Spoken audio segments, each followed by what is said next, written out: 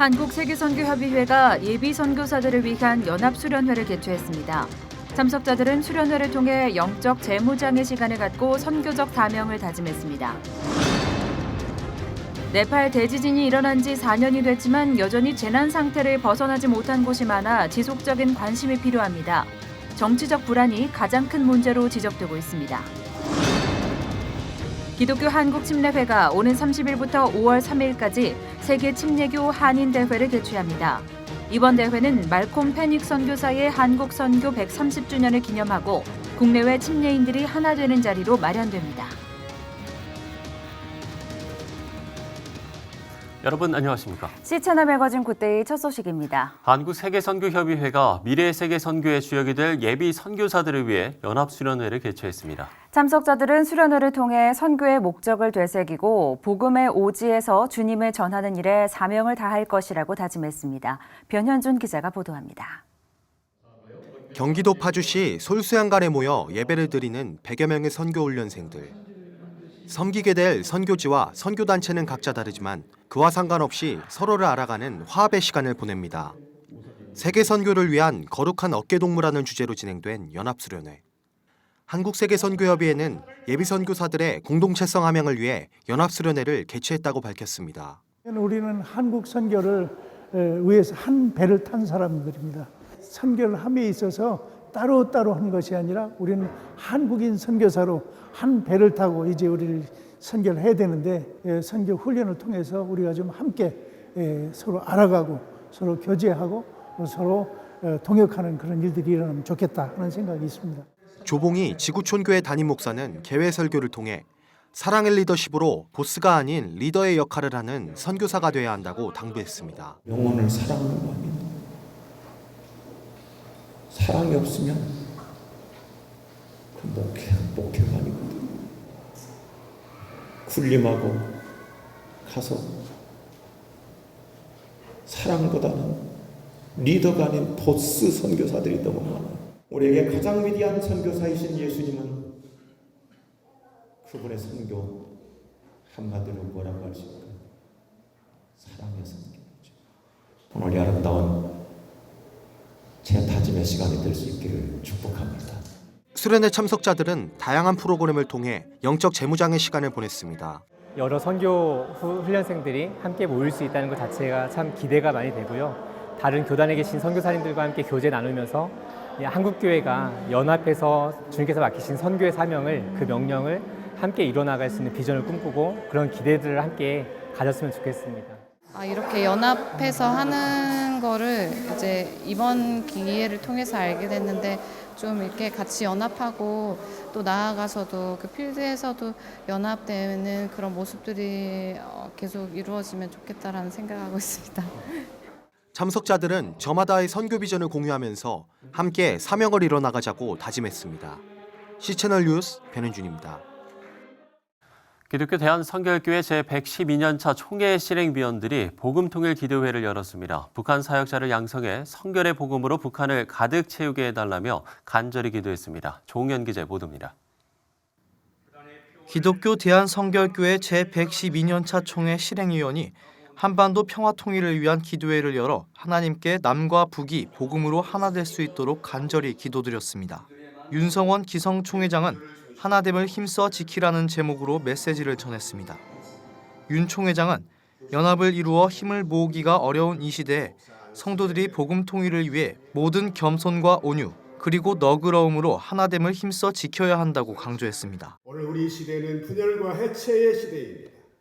통합과 연합을 이루는 곳을 찾아보기가 너무나 어렵습니다. 그렇기 때문에 우리 주님께서는 성령님께서 하나 되게 하신 것을 힘쓰라고 말씀을 하고 있습니다. 그냥 저절로 되어지지 않는다라고 하는 것입니다. 우리에게 정말 필요한 것은 함께 어우러져서 모든 겸손과 온유함으로 너그러운 마음으로 서로 합당하게 일하는 겁니다. 연합정신을 가지고 하나됨을 힘써 지키는 일입니다. 이날 기도회에서는 평양외대를 졸업하고 인민무력부 보위전문연구실장을 지내 지난 1994년에 탈북한 강명도 선교사가 간증했습니다. 강명도 선교사는 권력을 누리다가 1년 6개월 동안 정치범 수용소 생활을 겪으면서 참혹한 북한의 인권 실상을 알게 됐다고 고백했습니다. 뒤늦게 깨달은 충격적인 일이었습니다. 강 선교사는 통일이 계속 늦춰지는 이유는 바로 하나님이 우리에게 주시는 질책과 같은 것이라고 밝혔습니다. 우리에게 주신 은혜를 하나님 앞에서 순수하게 쓰고 있는지 되돌아봐야 할 것이라는 충고가 이어졌습니다. 하나님이 저 북한의 저 김정은 정권 하나 없애지 못해서 또 아니면 저걸 무너뜨릴 힘이 없어서 능력이 없어서 지금까지 가만 지켜보만 보고 계실까? 저는 우리 여러분들이 저도 마찬가지입니다. 이제 제가 신앙인이고 신학대학을 졸업한 교회 지도자로서 여러분들의 감히 말씀드릴 수 있는 것은 하나님은 지금 우리를 질책하고 있다고 보거든요. 너희한테 다 줬는데 너희는 뭘 하고 있냐 도대체. 너희 하나님 말씀, 내가 여기 말씀에도 있잖아요. 너희가 내게 부르짖으면 내게 와서 기도하면 내가 너희들이 기도를 들을 거라고 했는데. 기독교 대한성결교회는 희망찬 미래를 열어가는 성결교회가 북한 선교 사역자를 양성하는 데 힘을 모으고 북한을 성결의 복음으로 가득 채우는 큰 비전을 품자는 데 마음을 모았습니다. 시채널 뉴스 조홍현입니다. 1910년 일제에 의해 국권을 빼앗긴 이후 우리 민족은 말할 수 없는 어려움을 겪어야만 했습니다.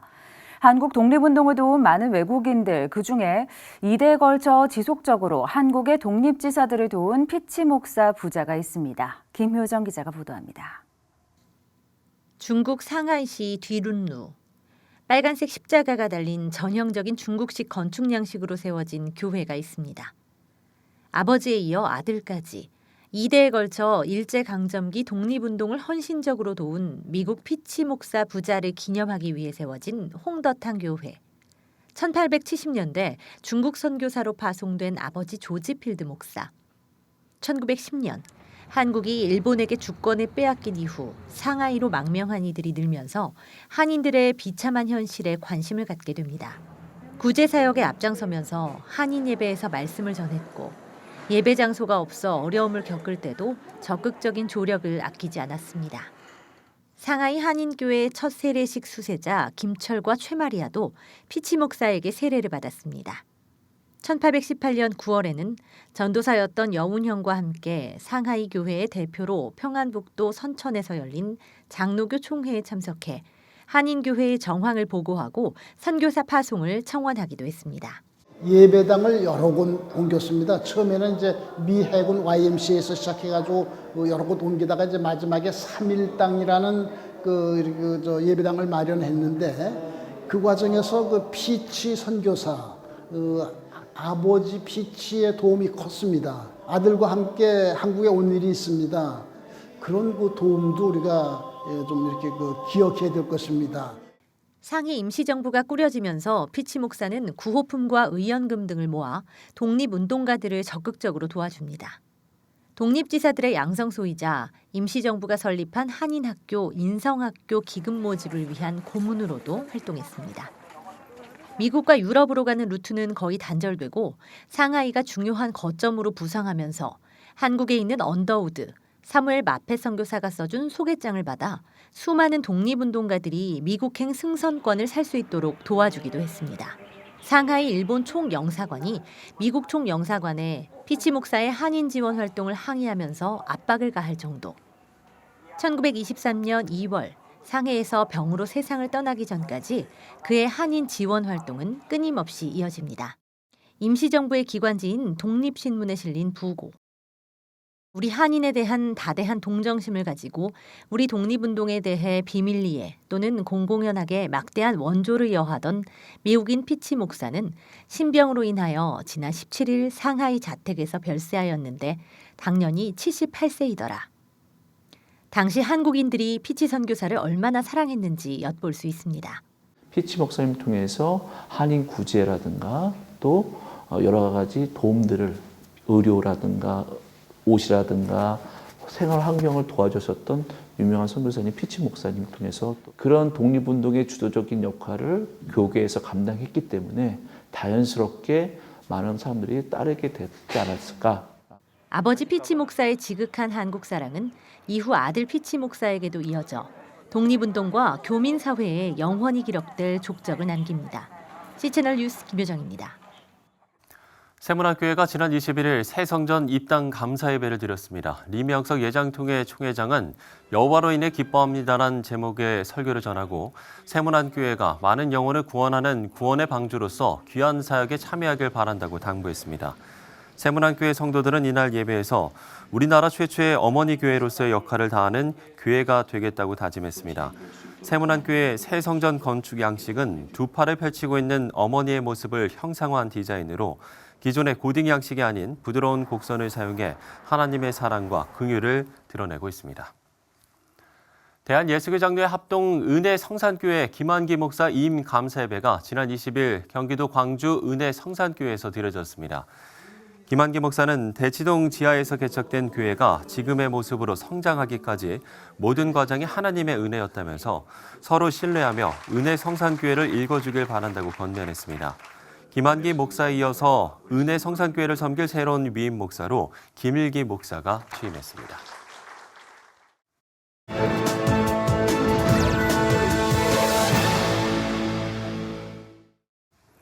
2014년 4월 25일은 우리가 보고도 믿을 수 없을 정도로 참담했던 네팔 대지진이 일어났던 날이었습니다. 네, 만 4년이란 시간이 지났는데 그동안 어떤 변화들이 있었을지 현지 어유섭 선교사 전화 연결해서 관련 소식 들어보도록 하겠습니다. 자, 선교사님, 2014년의 일이 지금도 좀 생생하실 것 같습니다. 어떠십니까? 네, 지진이 발생한 후에 이제 4년이 흘러가면서 사실 아무래도 좋지 않은 기억이니까 생각하지 않으려고 많이 애를 쓰는 편이거든요. 그래도 간혹 그때 기억이 나면 혹시 또 오늘 밤 또 지진이 오는 게 아닌가 하는 생각이 좀 다시 되살아나고, 그러면서 그때 이렇게 땅이 흔들리고 또 세상이 막 흔들리고 했던 그런 느낌이 생생하게 되살아나고는 합니다. 그때 이제 9천여 명이 사망을 하고 수만 명이 이제 부상을 입었을 뿐 아니라 건물이 무너지고 도로가 썩썩 금이 가고 그런 상황들이 지금 돌아보니 참 공포스러운 상황이었고요. 당시 저희 가족들이 또 뿔뿔이 흩어져 있었는데 지진 직후에 가족들의 안위가 걱정되던 그때를 생각을 하면 참 아찔합니다. 네, 선교사님은 그 당시 네팔 한인 선교사회를 이끌고 계셨다고 들었는데요. 아무래도 더 무거운 책임감을 느끼셨을 것 같습니다. 당시 한인 선교사회에서도 많은 활동을 하셨죠? 네, 일단은 선교사님들의 안전과 건강을 돌아보는 것이 이제 가장 긴급한 문제였고요. 그 부분에 일단 문제가 없음을 이제 확인한 후에는 저희가 재난대책본부를 구성을 해서 지진 피해 지역에 대한 긴급구호 활동을 시작을 하게 되었거든요. 사실 당시 개별적인 행동에 많은 제약이 있었기도 했고, 또 저희 네팔 한인 선교사회가 워낙 친목과 협력이 잘 이루어진 좋은 전통이 있었기 때문에 연합 긴급 구호 활동이 이루어져서 초기에 긴급 구호가 아주 효과적으로 이루어진 것에 대해서 지금도 네팔 선교사님들이 아주 자랑스럽게 생각하는 부분입니다. 저희가 그때 긴급 구호 그 기금을 한 곳으로 모아서 재난대책본부에서 구호 물품을 일괄적으로 마련을 해서 선교사님들에게 필요에 따라 배분을 했고요. 또 카톡을 통해서 그 실시간으로 현장 파악을 해서 구호 활동이 안전하게 이루어질 수 있도록 그렇게 도와드렸습니다. 그게 중장기 복구 활동도 이어졌고요. 그중에 특별히 기억나는 거는 산악지방의 그 상수도 시설을 복구하고 또 도로를 복구한 그런 경우는 참 그 결과가 아주 좋았던 것으로 평가되고 있습니다. 네, 다양한 활동들을 이어오셨는데 그러면 그동안 피해 복구에는 많은 지적이 있었습니까? 풀어야 할 과제도 좀 남아있을 것 같은데요. 재난 상황에 대처하는 것도 결국은 사람이기 때문에 어떻게 대처하느냐에 따라서 차이가 많이 나는 것 같습니다. 그래서 어떤 지역은 복구가 다 된 것처럼 보이는 곳이 있기도 하고, 어떤 지역은 아직 언제 무너질지 모르는 그런 건물이 많이 남아 있거나 심하게 파손돼서 사용할 수 없게 된 건물이 그냥 남아 있는 경우도 이제 간혹 보입니다. 또 지진 피해를 입은 가구에 대해서 정부가 재건 보조금을 줬는데 이걸 이제 단계적으로 주었거든요. 그래서 먼저 일부를 주고 그게 실제로 주택 재건에 사용되는지를 보고 또 다음 재정을 주고 이렇게 했는데, 아쉬운 거는 재정을 줄 것만 아니라 그런 재건 사업을 진행할 수 있는 업체를 선정을 해서 실질적인 도움을 주었다면 더 좋았겠다라는 생각을 해봅니다. 어떤 경우에는 주택 재건 보조금을 엉뚱한 데 쓰고 이런 경우도 있어서 복구가 아예 불가능한 수준에 이른 그런 가정이 있기도 하고요. 작년부터 네팔에 지방자치제가 실시가 됐는데 이런 지방자치 정부가 중앙정부의 그 효율적이지 못한 모습을 잘 극복을 하면 이런 재난 대처에 있어서도 더 효과적으로 앞으로 좀 될 수 있지 않을까 하는 생각이 듭니다. 네팔에 지금 워낙 일자리가 없으니까 청년들은 다 외국에 근로자로 나가는 것만이 살길이라 생각하고 이러니 나라에 인재가 남아있을 수 없고 이런 상황이 참 안타까운데요. 네팔에 정말 공정하고 국가와 국민을 위한 정책을 펼치는 지도자가 참 많이 필요합니다. 이런 지도자가 나설 수 있도록 기도가 많이 필요한 것 같습니다. 네, 네팔의 어유셉 선교사와 이야기 나눠봤습니다. 자, 비워야 채워지는 진리처럼 모든 명예를 내려놓은 그 자리를 하나님의 은혜로 채우는 사람들이 있습니다. 탁구 여왕이란 타이틀에서 몽골 선교사로 이름을 바꾼 양영자 선교사 역시 그런 사람이 아닐까 하는데요. 한국에서 인생 3막을 시작했다는 양영자 선교사를 박여명 앵커가 만나봤습니다. 사실 그 탁구에서 이제 복식, 현정화 선수와 제가 금메달을 딸 것이다라는 그런 기대를 하고 있었기 때문에 굉장히 부담이 있었던 이제 시합이었거든요. 그리고 이제 상대는 중국의 골리앗과 같은 그런 선수들이었잖아요.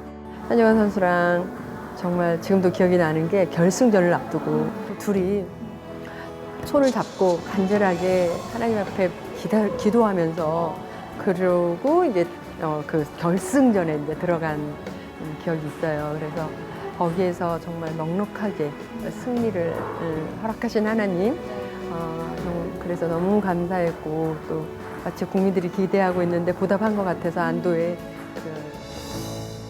여자 탁구 복식에서 우리나라의 양영자 현정화조가 1988년 탁구가 올림픽 정식 종목으로 채택된 첫 해.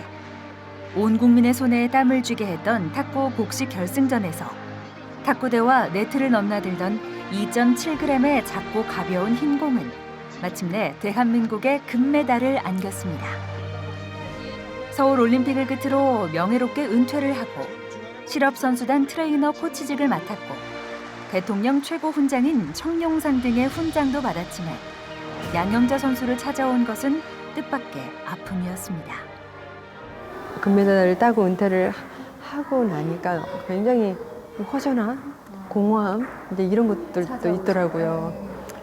어머님이 갑작스럽게 또 간암으로 먼저 천국을 가시게 되는 그런 충격도 있었고 이러다 보니까 제가 우울증이 저에게 찾아온 거예요.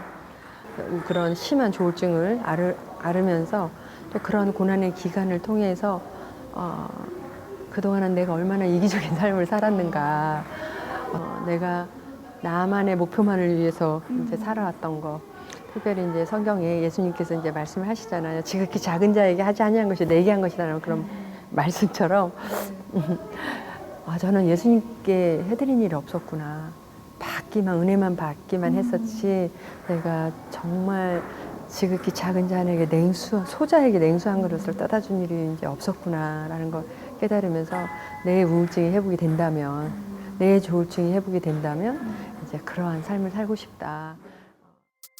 탁구를 통해 선교를 하고 싶었던 양영자 선수의 오랜 꿈.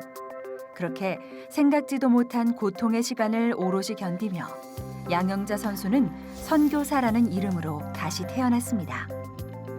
선교의 비전을 가지고 있던 지금의 남편 이영철 선교사를 만나 몽골로 떠난 것입니다. 그렇게 흐른 세월이 어느덧 15년. 외몽골과 언어는 같지만 고유의 문자를 사용하는 내몽골 사람들을 위해 성경을 번역하기 위해 걸린 시간이 꼬박 15년이었습니다.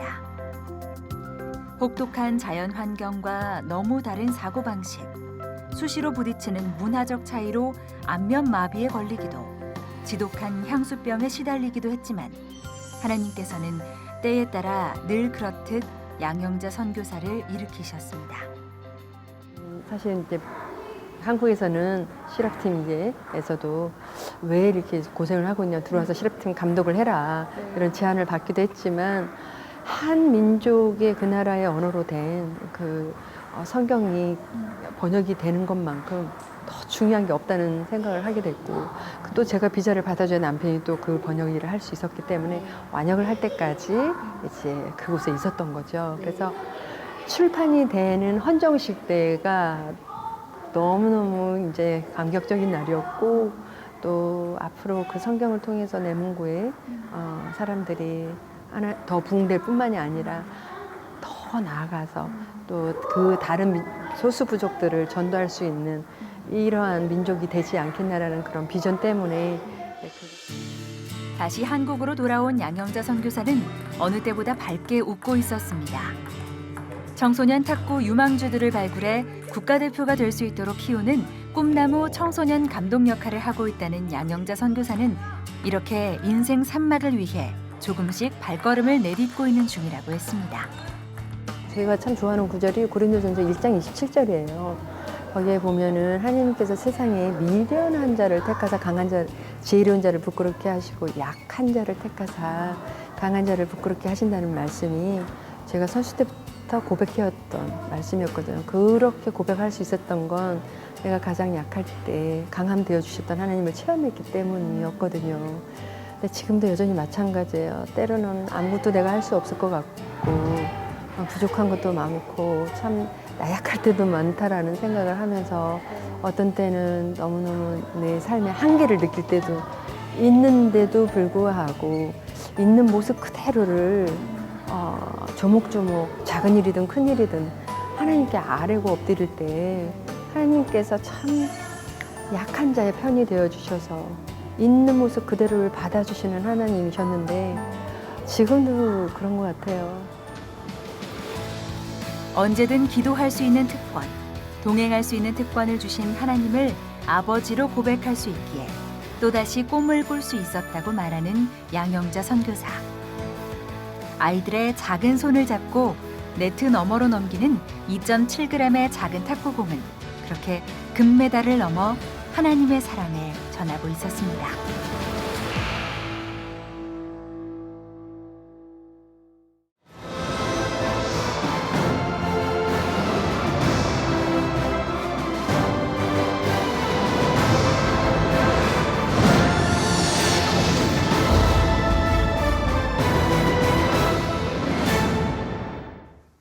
네, 전국에 봄꽃들이 만개하는가 싶더니 한낮에는 햇살이 제법 따갑습니다. 야외 활동도 많아지는 때인데요.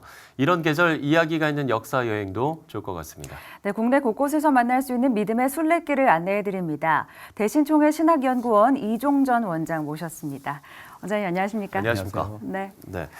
자, 4월은 여러모로 우리 역사의 아픈 기억들이 많은 달입니다. 제주 4.3 사건 72주년 행사도 있었고 네. 그런가 하면 한국 전쟁의 흔적이 그대로 남아있는 교회가 있다고요? 네, 아무래도 4.3도 4.3이지만은 사실 해방 이후에 한국에 처해있던 상황들을 가장 잘 드러내는 곳이 사실은 38 선상에 있었던 지역의 교회들이었습니다. 그런데 사실은 그러한 교회들이 역사적으로 드러나지 않고 또 어떤 의미에서는 드러내지 못하는 그런 아픔을 품은 채 있는 곳이 당시에 38도 선상에 있었던 많은 교회들인데 그중에 그 상흔을 가장 지금도 잘 보여주고 있는 곳이 철원 지역이라고 볼 수 있습니다. 철원 지역. 철원 지역은 말씀하신 것처럼 당시 전투가 가장 치열했던 곳이었다고 들었습니다. 네, 전투뿐만이 아니라 이제 해방 이후에 38선으로 갈려지면서 이념이 국민들은 그 이념에 대한 어떠한 것을 가지고 있지도 못한 상태에서 이념적인 충돌이 일어났기 때문에 사실은 거기는 굉장히 많은 아픔들이 있죠. 굉장히 많은 아픔들이 있고 또 6.25 때는 거기가 서로 뺏고 뺏기는 어떤 그 휴전을 앞두고 치열한 전투가 있었던 곳이기 때문에 그 아픔이라는 거는 물론 다 형용할 수 없는 그런 아픔이라고 볼 수 있을 겁니다. 예. 파괴된 교회들도 상당히 많았을 것 같고요. 네, 어떻게 보면 지금 남아있는 것보다 없어진 게 그 사실을 증명하는 것일 거예요. 왜냐하면 철원이라고 하는 곳은 당시에 서울에서부터 원산까지 가는 길목이고 동시에 그 금강산을 앞에 둔 가장 큰 도시였다고 보면 돼요. 근데 그런 도시가 지금 가면 없잖아요. 네, 그게 없다는 것이 사실은 그때 얼마나 치열한 전투가 있었느냐라고 하는 거죠. 그렇죠. 그리고 지금 상징적으로 남아있는 노동당사나 그 옆에 있는 이제 그 철원 제일교회에 그 파괴된 모습, 그것은 그 없어진 것에 남겨진 최후의 모습인데 가장 처참하게 보여지는 모습으로 있죠 지금도. 예, 이렇게 치열했던 전쟁으로 기독교에도 상당히 많은 영향을 좀 끼쳤을 것 같거든요. 네, 그러니까 그 당시에 해방 직후에 이념 문제로 인해서 서로 좌우로 이제 그 나누어지는 문제, 같은 마을 안에서 같은 교회 안에서도 이제 그런 문제들이 있었기 때문에 서로 죽이는 과정이 있었단 말이에요. 그렇기 때문에 그런 과정에서 순교하신 분들도 계시고 그 가운데 대표적인 것이 이제 그 철원에 있는 그 목사님들이 이 희생을 당하는 그런 과정들이 있었거든요. 그런데 그 과정 속에서 실제로 철원 제일교회가 파괴되는 정도가 아니라 교회 안에서도 좌우가 갈려서 이제 싸워야 되는 상황이 있었을 때에 소위 우쪽에 있는 사람들이 좌쪽에 있는 사람들을 이제 해하게 할 때에 목사님이 나서서 그거는 안 된다. 결코 그러한 죽음과 그러한 고통이 있어서는 안 된다. 이런 가로막아서 못하게 하시고. 근데 본인은 결국 나중에 오히려 공산주의자들에 의해서 처형을 당하는 그런 죽음을 당하신 분이 서기현 목사님이라고 하는 분이 계신데 이 서기현 목사님이라고 하는 분이 그 대표적인 그 철원에서 순교자로서 특별히 목회자로서 그 모습을 가지고 보여주신 분인데 철원의 장흥교회라고 하는 교회가 있어요. 그 장흥교회 안에 이제 조그마한 기념비가 하나 있는데 그 정도의 모습이 지금 남겨진 정도라고 볼 수 있을까요? 그렇다면은 이 한국 교회 역사 속에서 또 철원이 가지고 있는 의미가 있을 것 같은데요. 철원 지역의 의미는. 그건 뭐 한국 교회 역사 속에서 사실은 우리가 지금 잊혀진 분 가운데 대표적인 것이 사실은 우리가 독립운동하는 과정 속에서 미국 쪽에서 활동하셨던 분이 도산 안창호 선생님하고 우남 이제 이승만 박사인데 그 중에 또 한 분이 이제 우리가 잊혀진 분이 있는데 박용만이라고 하는 분입니다.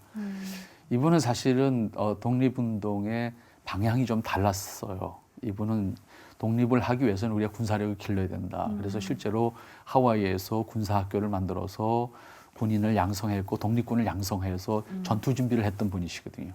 근데 이분이 이제 이승만 박사하고 의견 차이에 의해서 사실 뒤로 밀려나서 이분이 역사 속에서 사라지는데 사실은 이분이 태어난 곳이 철원이에요. 그리고 이분이 태어나서 미국으로 유학을 가는 그 과정까지 이 철원이 이분의 근거지였는데 철원 초등학교에 가면 철원 초등학교는 우리나라 초등학교 가운데 가장 아름다운 솔밭이 하나 있습니다. 그 교정 안에. 근데 그 안에 이제 이 박용만 선생님의 그 기념비가 하나 마련되어 있습니다. 그래서 아마 철원을 찾는다고 하면 철원 초등학교 안에 솔밭에서 박용만 선생님을 만나볼 수 있을 것 같고 또 우리 한국의 프로테스탄트 교회 역사 속에서는 독특한 것이 하나 있어 세계 교회사에서 없는 그것이 기도원 운동이에요. 한국 교회 같은 기도원 운동은 전 세계 다른 나라에는 사실 없거든요. 이런 기도원 운동이 있었던 나라는 거의 없습니다. 물론 카톨릭에 있어서 수도원 같은 것들은 있지만 이 프로테스탄트 교회 안에서 우리나라처럼 기도원이 이렇게 이제 많은 나라도 없었고 이런 형태의 기도원도 없었고요. 그런데 우리나라의 기도원 운동이 출발된 것이 사실 또 철원입니다. 그래서 철원에 뭐 우리가 뭐 그리스도인들은 대부분 다 많이 아는 그런 대표적인 기도원이 이제 대한수도원이라는 기도원이 있는데 특별히 대한수도원은 이제 감리교 쪽에서 출발이 돼서 또 그 장흥교회와 연결이 돼요. 장흥교회 목사님이 사실은 그 기도하는 곳을 찾다가 그 세우게 되는 곳이 이제 지금 대한수도원이라고 하는 곳인데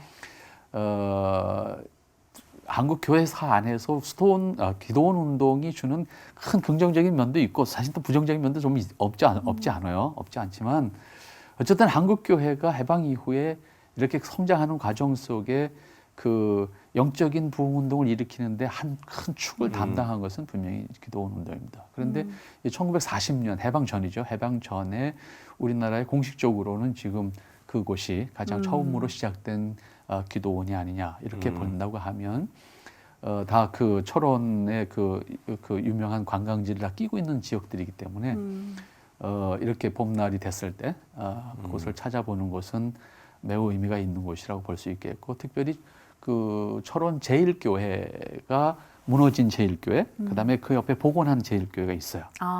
복원한 제1교회 안에는 기념관이 1층에 기념관이 만들어져 있어서 그 철원 지역의 기독교 역사도 볼 수 있고, 또 철원 지역의 그 많은 희생의 어떤 그 흔적들을 찾아볼 수 있는 곳이기도 하고요.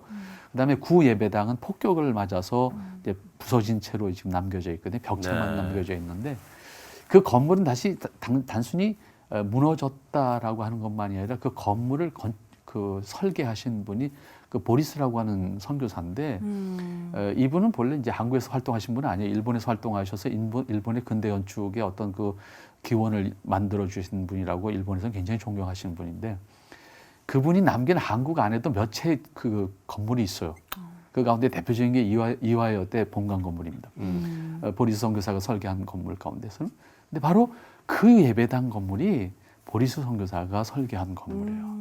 그런 의미에서 근데 한국의 현대 건축사의 역사에 있어서도 의미가 있는 건물이라고 하는 측면에서 한번 관심을 가지고 찾아본다고 하면 여러 가지 도움이 되지 않겠나 그런 생각도 합니다. 네. 이렇게 한국교회 역사 속에 또 철원의 의미까지 저희가 짚어봤습니다. 네. 한국 전쟁 이후에 태어난 세대가 점차 많아지다 보니까 아무래도 이런 아픔과 상처가 점점 좀 잊히는 것 같습니다.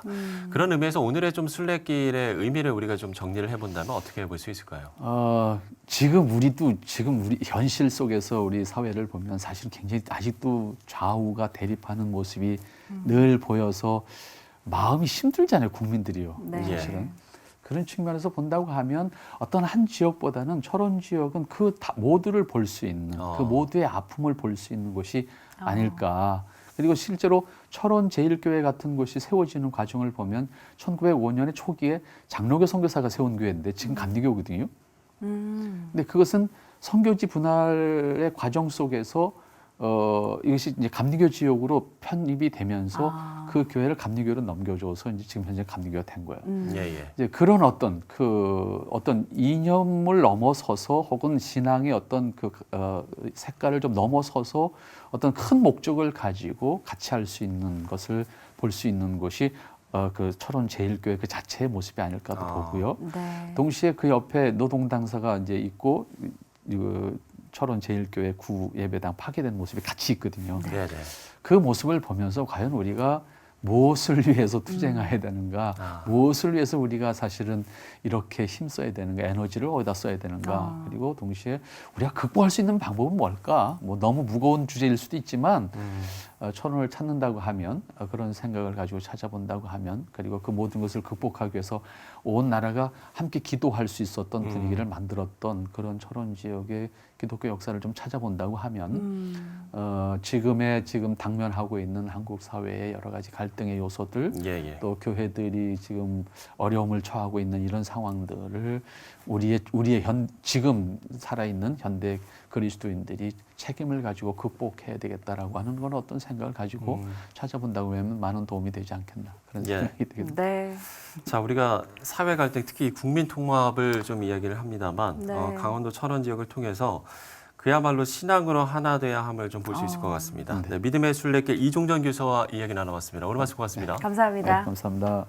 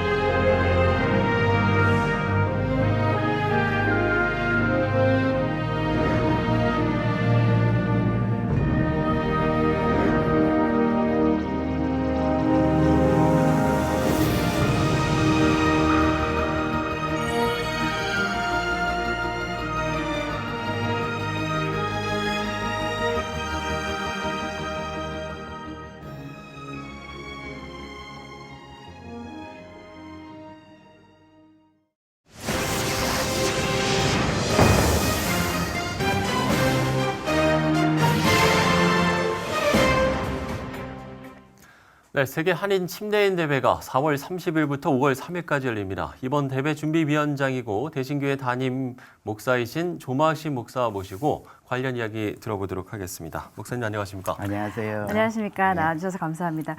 지난주에 박종철 총회장님 나오셨어요. 그래서 이번 대회에 대한 좀 소개를 해주셨는데 얼마 남지 않았습니다. 다음 주죠? 예. 네, 일정을 좀 소개해 주시죠. 4월 30일부터 5월 3일까지 홍천에 위치한 그 대명 비발디 파크에서 그 페닉 130주년 행사가 열립니다. 네. 예, 규모도 좀 상당할 것 같은데요. 네, 그 초기에 그 남침내회에서 선교해 주신 그 선교사님들 30분 정도, 또 해외 각지에서 선교하고 있는 선교사님들 100여 분, 또 국내외 목회자 부부 2,000여 분 정도가 참석할 예정입니다. 네. 그 사실 행사 일정을 보면 30일부터 5월 3일까지예요. 하지만 그 전부터 좀 다양한 행사들을 진행해 오셨던 것으로 알고 있는데요. 자세한 프로그램을 좀 소개해 주시면 좋겠습니다. 이번 행사는 크게 4가지 축으로 진행이 됩니다. 예. 첫째는 그 50년대에 그 우리나라에 들어와서 수고해줬던 미국 남침내 선교사, 그러니까 초기 선교사죠. 은퇴하셨던 분들 거의 고령이십니다. 80세 이상 고령이신데 이분들 30여 분을 모시는 행사. 그것이 이제 첫째고, 두 번째는 그 우리가 130년을 지나왔는데 지금까지 우리가 잘 가고 있는가, 여기에 대한 그 현실태를 분석하고, 그러면 앞으로 우리 침례교가 어떻게 나아가야 될 것인가, 다가올 침례교 시대에 대한 그 자담회를 국내외 저명 인사로 이렇게 구성해서 자담회를 가지는 것. 세 번째는 이제 학술대회, 페닉 선교사에 대한 집중적인 연구를 통한 또 발표와 또 여기에 대한 그 각종 논찬이 이어지는 학술대회가 있고요. 이제 마지막이 이게 성장대회. 이게 대명 비발디에 있는 그 성장대회가 되겠습니다. 4가지 축으로 이루어지고 있습니다. 예. 이렇게 행사의 내용까지 저희가 좀 들어봤는데 앞서서도 좀 이야기를 해주셨습니다만 130년의 역사 잘 가고 있는가, 앞으로 어떻게 나아갈 것인가, 이런 뭐 자담회도 있다라고 이야기를 해주셨는데, 지난번에 총회장님의 말씀을 좀 들어보면 그야말로 이 행사를 통해서 교단의 어떤 청사진을 좀 마련한다, 이런 좀 계획이신 것 같던데요. 글쎄요, 좀 어떤 건설적인 좀 제안들이 나올 거라고 예상을 하세요? 좀 어떤 이야기들이 나올까요? 저희가 슬로건이 은혜로 130년입니다. 네. 근데 130년 세월이 사실 하나님이 보시기에 좀 합당치 않은 면도 있었을 것이고, 또 선교해 준 선교사님들이 기대했던 바에 미치지 못하는 점도 있었을 것입니다. 이런 점에 대해서 우리 그 자담회에서 정말 신랄할 정도로 그 현실태 분석이 있었고, 그렇다면 우리 침례교회가 어떻게 나아가야 될 것인가, 여기에 대한 그 비전도 제시가 됐습니다. 이런 사항을 중심으로 해서 또 이제 총회 장소에서는 총회장과 그 참석자들의 대화가 있고요. 또 이런 것을 종합해서 저희가 또 백서를 만들어서 이렇게 배포하는 그런 그 시간이 있을 겁니다. 은혜로 130년이 슬로건이라고 말씀을 해주셨는데 침례교 역사 130년, 한국교회 역사 속에서 어떤 의미가 좀 있을까요? 1889년 12월 11일 날 그 페닉 선교사가 우리나라에 들어오셨는데요. 그간에 우리 침례교회는 3,500여 교회, 80만 성도로 이렇게 성장을 했습니다. 물론 그 남침례회 선교사들의 영향도 컸습니다만, 이제는 지금 시점에서는 우리가 이제 교단 정체성, 과연 제대로 가고 있는가를 돌아볼 필요가 있고, 또 우리가 나아갈 방향을 분명히 정립해야 할 그런 시기라고 봅니다. 이러기 위해서는 우리 교단 목회자들이 결집하는 계기가 있어야 하는데 그 계기가 바로 이번 대회가 아닐까 그렇게 생각을 합니다. 예. 이 대회를 통해서 이제 각기 목회 현장 또 삶의 자리로 돌아가서 또 적용하는 부분도 상당히 중요할 것 같은데요. 이 부분에 대해서는 어떤 좀 생각을 갖고 계십니까? 예, 아무래도 이번에 이제 그 참석을 하시게 되면 이 초기 선교사님들 이렇게 은퇴하신 분들이 오셔서 또 말씀 주시는 시간이 있습니다. 그 시간을 통해서 우리 침례교회가 어떻게 또 이렇게 그 정착을 하는데 어려움이 있었고 또 어떤 방향으로 우리가 나아가야 되고 하는 그런 방향 설정도 될 거고 아까 말씀드렸던 그 총회장님과의 대화를 통해서 또 자담회에서 제시되었던 그 여러 안건들 이러한 것들을 또 같이 논의하고 또 백서가 발간되고 이러면 아마 우리 교단이 나아갈 중요한 어떤 방향이 설정되지 않을까 그런 기대를 가지고 있습니다. 네, 좋습니다. 뭐 침례교 130주년 그 역사를 돌아보시면서 또 반성도 하시고 또 앞으로 나아갈 방향성에 대해서 많은 고민을 하고 계신 것 같은데요. 좀 한국교회와 나누고 싶으신 내용도 있으실 것 같아요. 네, 이번에 그 교단 행사를 준비하면서 저도 모르는 것을 많이 아는 그런 기회가 됐습니다만 무엇보다도 우리 교단 내 교회와 목사님들이 한 마음이 되어 주셨다는 거. 그래서 이렇게 큰 많은 비용이 들어간 큰 행사를 준비하면서도 큰 차질이 없이 이렇게 진행된 거 감사드리고요.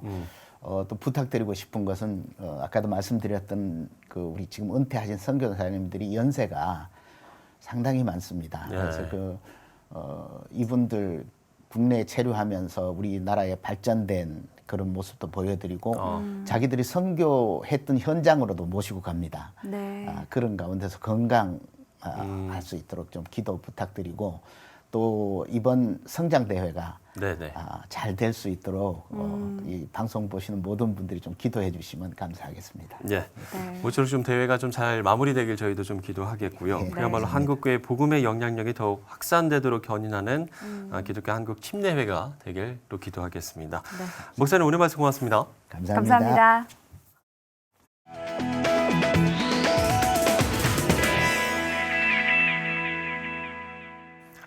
최근 항공기 안전 문제의 우려가 커지는 가운데 국적기 400대에 대한 긴급 점검에 들어갔습니다. 네, 양대 항공사의 경영권 불안으로 인해 조직 누수 현상이 생기고 있다는 분석 때문입니다. 네, 리더의 부재가 조직에 미치는 영향은 치명적인데요. 바른 리더를 세우고 만들어가는 노력, 구성원 모두의 몫이 돼야 할 겁니다. 시채널 매거진 굿데이 오늘 순서는 여기까지입니다. 시청해주신 여러분 고맙습니다.